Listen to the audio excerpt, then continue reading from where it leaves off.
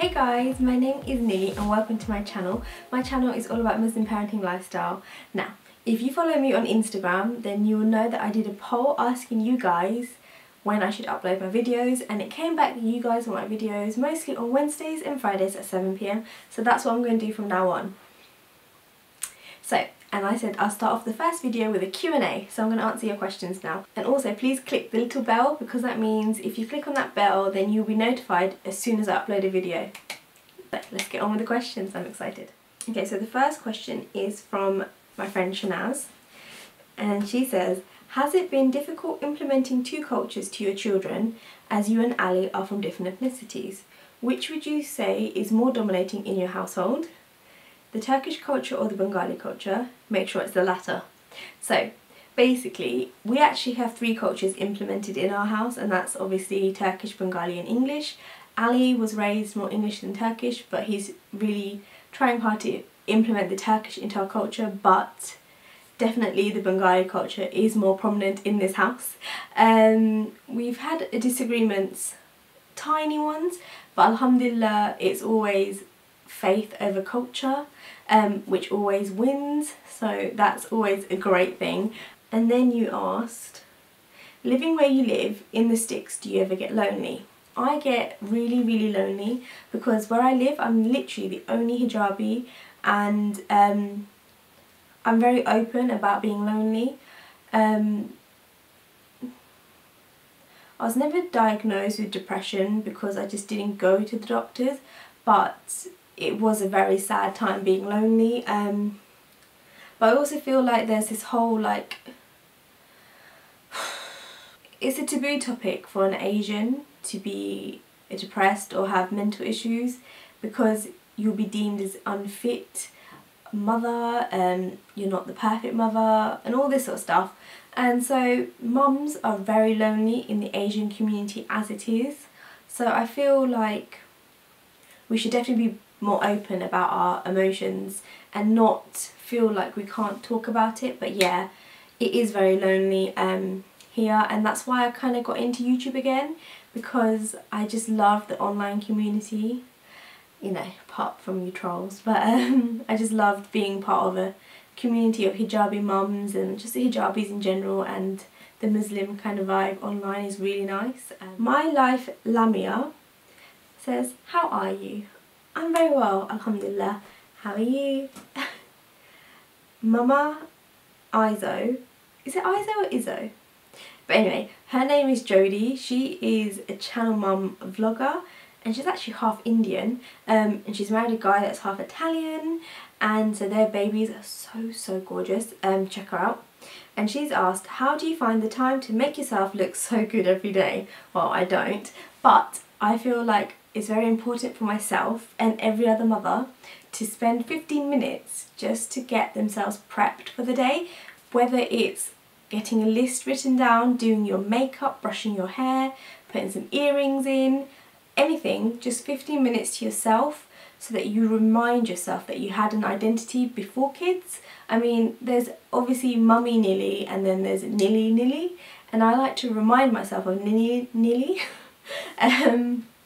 just so that I can keep hold of my identity. And I feel as mothers we lose that identity, and it's so important to have that 15 minutes to yourself to do what you want to make yourself feel good. So that's what I do, but mine is obviously putting makeup on.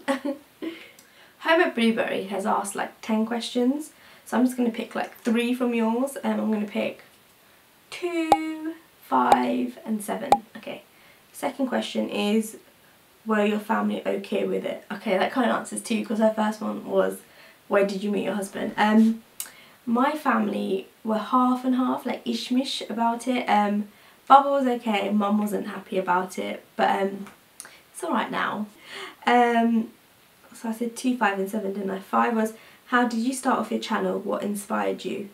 With Camille, what inspired me to do my channel was when I was pregnant with Camille, I didn't have a lot of support, and I was doing a lot of research, and I just found it really hard to find information from an Islamic point of view and what was halal and what wasn't when I was pregnant, and I just wanted to make it easier for other mums, so that's what really inspired me to do it. And another reason that inspired my channel was the current climate we're in isn't a good climate for Muslims, and I really wanted to break that barrier of perception. I wanted people to see that we're normal mums and dads and families, and we're not doing bad things, we are just getting on with our lives, normal routines. I cook, I clean, I do the laundry, you know, just like any other mother. And I really wanted people to see past the scarf and see me as a mother, and any other hijabis out there who have the same struggles. They feel like they're isolated, and I just don't like that. I hate people feeling left out, and I feel like hijabis do feel left out a lot in play groups, on the playground, and I just don't want that. So if I could make even just one mum to like look at a Muslim mummy differently and to chat to her, I feel like my channel is doing something right.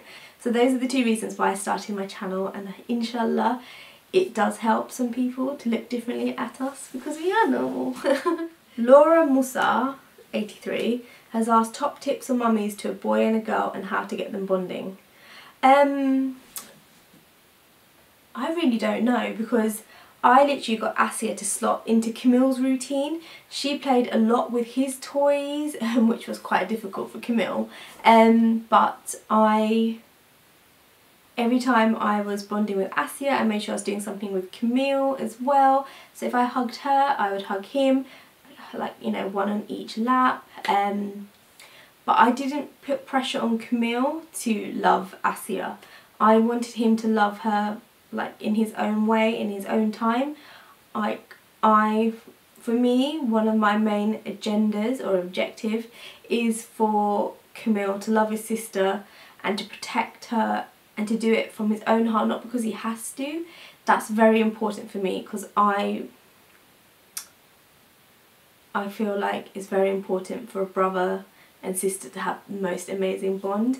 So I don't pressure him. I just, you know, I want him to see her as a friend, and like, he loves his friends, so I wanted him to see as Asia like that. And today the most cutest thing happened. She wanted some water, and he went up and got her a bottle of water, and he actually fed, like, you know, he held the sippy cup up for her, and I just thought, oh, that is what I have been waiting for all these months, and it's happening, alhamdulillah. So yeah, that was such a nice moment, and it feels like, because I haven't put pressure on him and he's not been pushed aside to give space for Asia, it's been fine. But I do recommend, if you buy something, buy it ×2, so they have one each and they don't squabble over it, because I've got a little kitchen for Camille and it was just too small for both of them, so I've had to get a bigger one, and I've had to buy like 2 sets of utensils because they fight over the same spoon at the same time.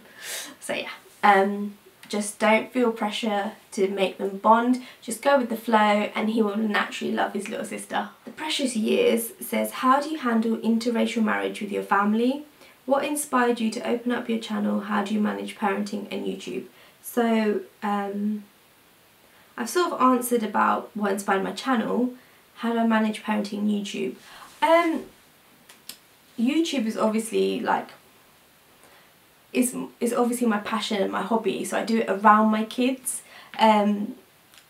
It's just a bonus that it's my job as well, but it's like a part-time job, it's not a full-time job. My main job and my priority are my kids, so anything I do for my channel is around the kids' routine. Like tonight I'm recording at 9:30 in the evening because the kids are asleep, so I can record. And when I do record in the day, it's Ali's taking the kids out, so I get that time to myself. So it's always around the kids, and if I don't get that chance, then I don't upload. I don't put the pressure on myself to upload because it wouldn't be fair on the kids, because I want to spend time with them. That's my most important thing. Like, I said that, but then I've got a schedule coming up now, but I will do it around the kids. The days are good because it's Wednesday and Friday, so I've got a few days around them to get video done. So yeah, inshallah it'll be fine. And you also said, how do you handle interracial marriage with your family? It is difficult because obviously the families don't get on, because obviously they're completely different cultures. My mum doesn't speak much English. Well, she does, but she's not great. My mum struggles a lot with it. My in-laws are amazing with me. They absolutely love me. And to be honest, Ali's family are interracial themselves anyway. Like, my sister-in-law has got a Zambian husband, so they've got mixed kids and they are so gorgeous. And then, yeah, it's really interracial as it is. And then she's Christian and Ali's Muslim, so it's really cool. Like, I just love my in-laws. They're just so like down to earth. It's amazing. And they're just non-judgmental, which is the most important thing. They take you for who you are and not like my faith and my scarf and like, you know, my parenting styles. They take me as I am, which is the most important thing. And obviously Asians struggle with that, so there goes my parent side. I am Rebecca-holic says, how difficult / easy did you find it going from 1 to 2 children? Do you have another job aside from YouTube?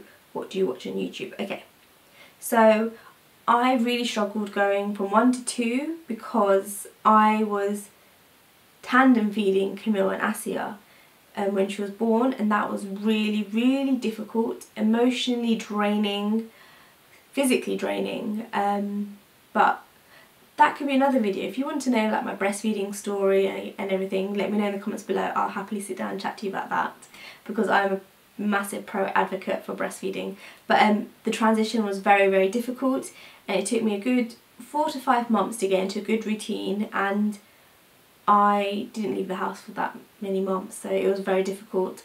And once we got into routine, it was absolutely fine. It was more Camille being difficult than Asia, but yeah, it was hard for me. Do you have another job aside from YouTube? No, I don't. I'm just a stay-at-home mummy. What do you watch on YouTube? I absolutely love watching Lydia Elise Millen and her fiance Ali Gordon. I think they're an incredible duo. I absolutely love watching Pointless Vlogs and Zoella. Them two are also amazing together, dynamic duo, them two. I absolutely love watching Dina and Sid. I actually like watching couples and like their separate channels and how they like work together and stuff. Like, I like watching couples. Family channels I watch, obviously the Ingham family, they are just so cool. They're so fun, and I know when I watch their videos it like lifts my spirits up. They're really fun to watch. And actually, let me go through my history. I obviously watch the Michelaks because their editing is insane, and I have to watch that on the TV because it's like TV quality. I obviously watch Amy, she's great. Emily Norris, Lucy Jessica Carter, Caution Beauty, love her. She is just amazing and so inspirational, and I just love her positive vibe through everything. She's just so cool. I absolutely love the hosts of The Real. They are just so cool, and I just love their different views and how they interact together. So if you don't watch The Real, please do check them out on YouTube. They are wicked. Amy says, when you get me time, what is your favourite thing to do? Shopping, obviously, Amy, or playing around with makeup. I used to do that a lot. Before I had kids, I would experiment with makeup a lot. So I love like playing with makeup and like rearranging my makeup vanity unit. If you want to see me like, I need to declutter my makeup actually. So if you want to see me declutter and like reorganise my makeup, let me know, because I need to do that soon. I could happily record it for you guys if you want to see that. If you had to give away all your material possessions and could only keep one thing, what would it be? Oh, that's a good question, Amy. If I'd give away all my belongings but only had to keep one thing, what would it be? I think it would be my engagement ring from Ali, because he proposed to me up in the Eiffel Tower, and the ring he got me symbolised like our status at that time, and then when we had a bit more money he wanted to like upgrade it for like a bigger ring, and I was like, no, I don't want that. So yeah, probably my engagement ring. The last one was, did you find that Camille took to being a big brother quickly, or did it take him a while to adjust? If so, was there certain things you did to make the transition easier for him? Okay, so Camille, he struggled initially at first. He kind of was just like, when is this thing leaving so I can have mummy to myself again? Like, he was kind of like in that kind of state of mind. But he also, he wanted to hold her a lot. Even now he tries to carry her. So he was okay with the transition. Obviously and he's very young. He was under 2 when I had Asia. So it just took him a while, because all his life he had mummy to himself, and all of a sudden he's got to share her, and he was too young to really understand about me being Asia being a little sister. So it took a while for him to transition, and he understood like after he turned 2 and a bit. So I don't know how to make it easier, but I always, when I comforted her, I would comfort him. I always made sure that he didn't feel like I was neglecting him. So that's probably what I did. Like, just the thought of me neglecting my son is horrible. I couldn't do that. So I made sure everything I did together, kind of thing. So Lumdydums has asked, what inspires you? What keeps you going? My kids inspire me every single day. I know it's such a cliche answer, but as much as I'm teaching them things, they're teaching me things all the time. Like I think the psychology behind kids' brains is amazing, and how blunt they are and just straight to the point is just amazing. So they inspire me every day, just to be like a better person in myself. I recently watched a video by this Pakistani woman who had a car crash and she was put into a wheelchair. I'll include the link to it below.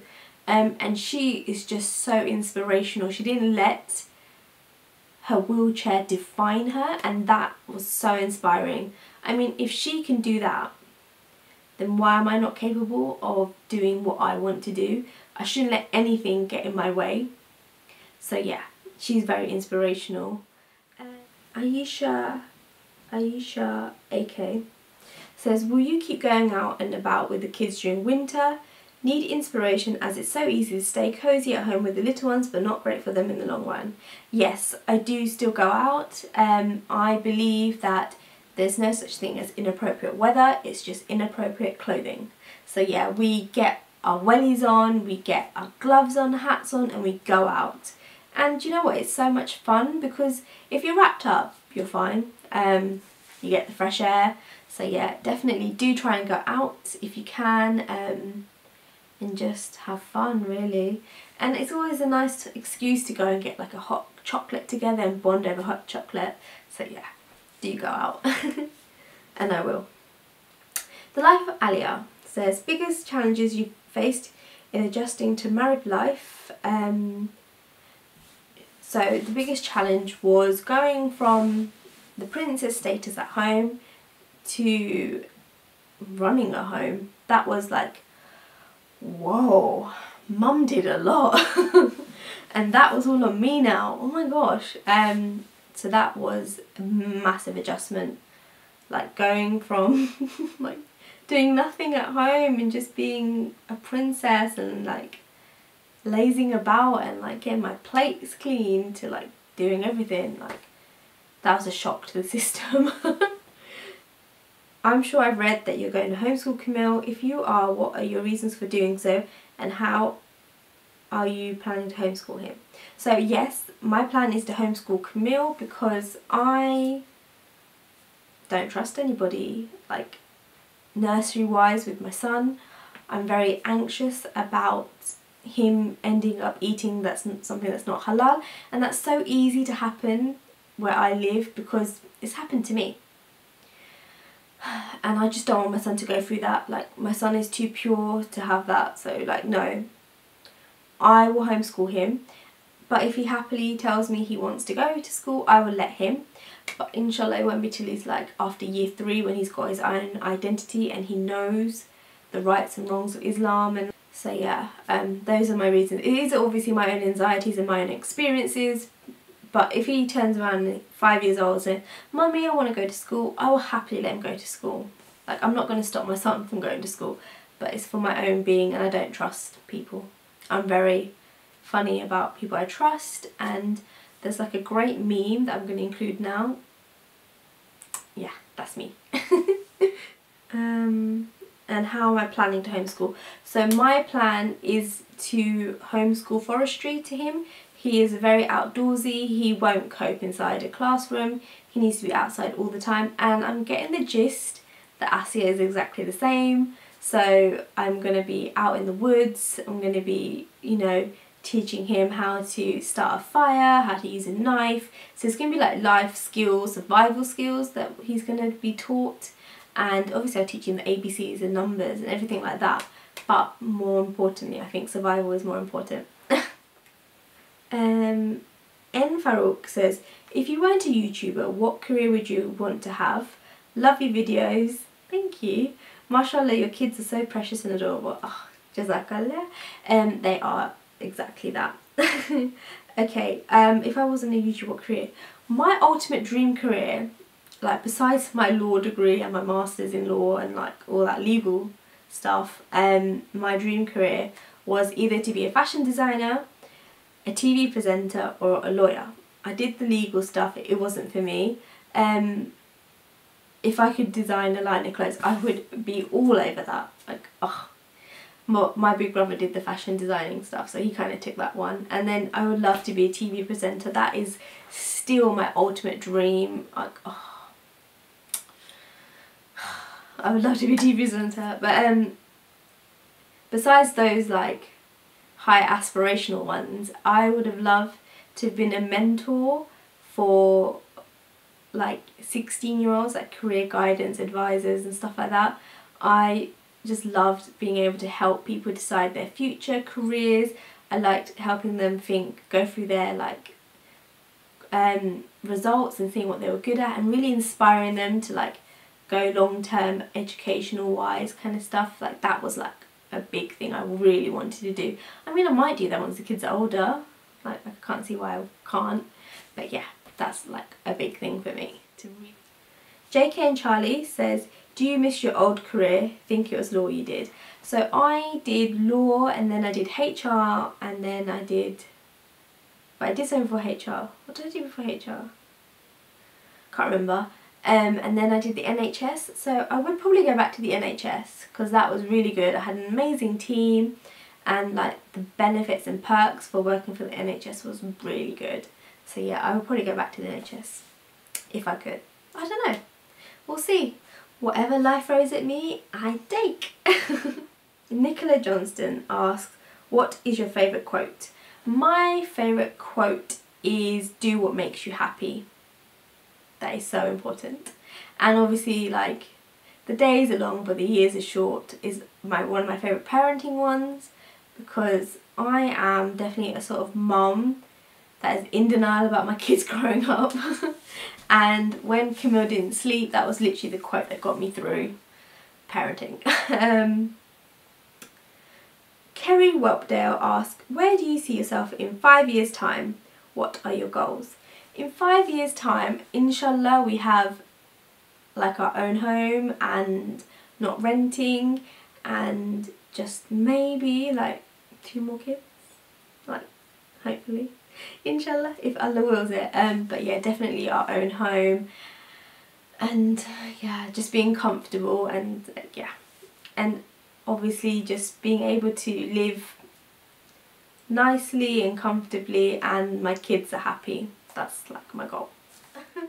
SJ asked, what surprised you most about being a mum? That we can actually function on like 4 hours sleep. Like, we are capable, and that we have this motherly instinct to, like, just like that we know something's going on. Like, it's crazy the instincts we have as mums. Halima.bx asks, what time do you wake up in the morning and go to sleep? So I go to bed at 2:30 AM and I wake up at 7 AM with my kids. Sometimes 6:30, depends when the kids wake up. So yeah, not a lot of sleep. Ugh, not good.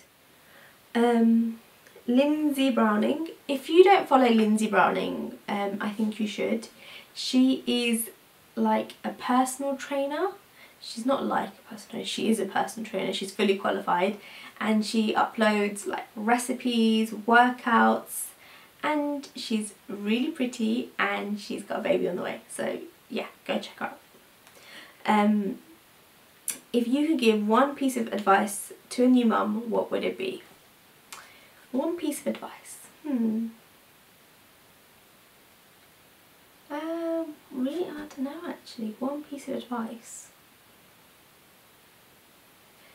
Take a photo every single day and cherish them, because they do grow up, this is so cliche, but they do grow up so fast, and I just feel like I didn't get enough videos of Camille, and I didn't get enough photos of Asia, and none of them together. Like, it's so difficult.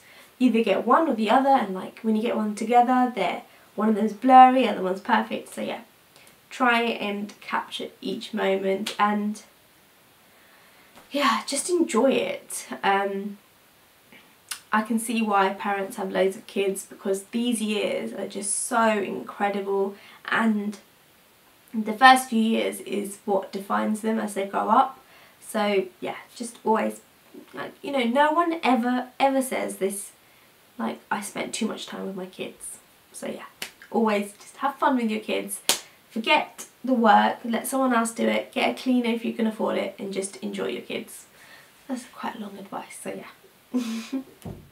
Multicultural motherhood, who actually has 2 kids called Camille and Asia as well. How crazy is that? She says, you have mentioned before how you are the only hijabi in the village.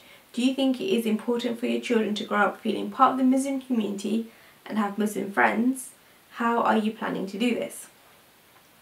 I think it is very important for my kids to have Muslim friends and to be part of a Muslim community, but I also feel it's important for them to be integrated with other cultures and other communities as well. But I am going to get my kids to be involved with the Muslim community by enrolling them to Islamic school when they're 7, just to learn the Quran. And all my friends are Muslims, so, and they have kids and they are amazing together, they have fun, so I feel like it's cool.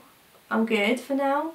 I'm quite fortunate to have like Muslim friends, so I do travel that little bit extra distance to go see them, and I do that because it is important for Camille and Asia to be around other Muslim kids and to create a bond with them.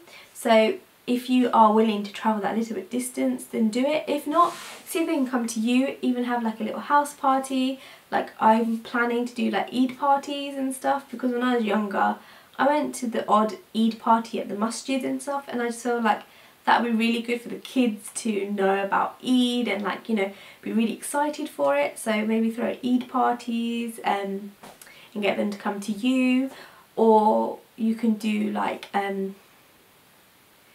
you know, like Secret Santa, but like Secret Eid, and then you give gifts and stuff. So it's like little things you can do. Actually, that's such a really good question. If you like a specific video on just ideas on that, let me know in the comments below. I'll happily like do a video.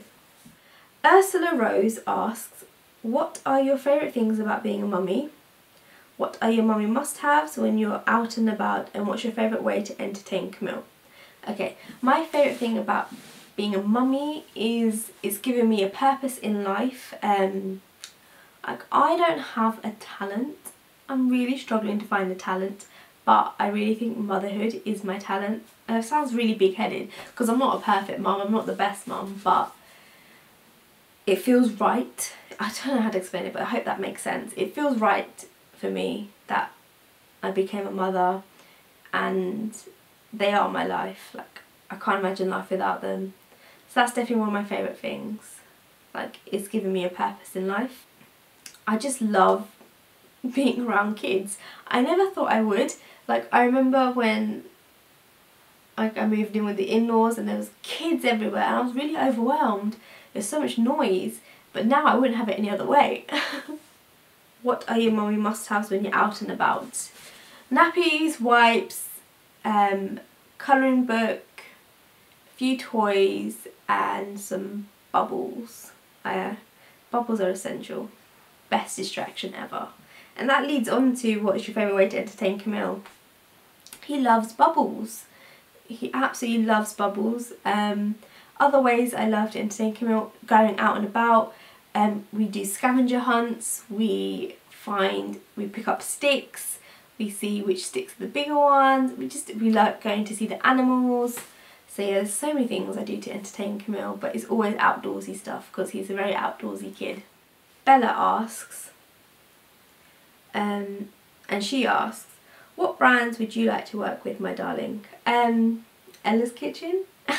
But can I just quickly say, in regards to Ella's Kitchen, when I look at the photo of me sitting in front of Ella's barn with Ella's family, I have to pinch myself. Like, I was constantly looking at that photo because I could not believe me, like a little village girl, got that. Like, how, that's so incredible. Like, honestly, I couldn't stop pinching myself.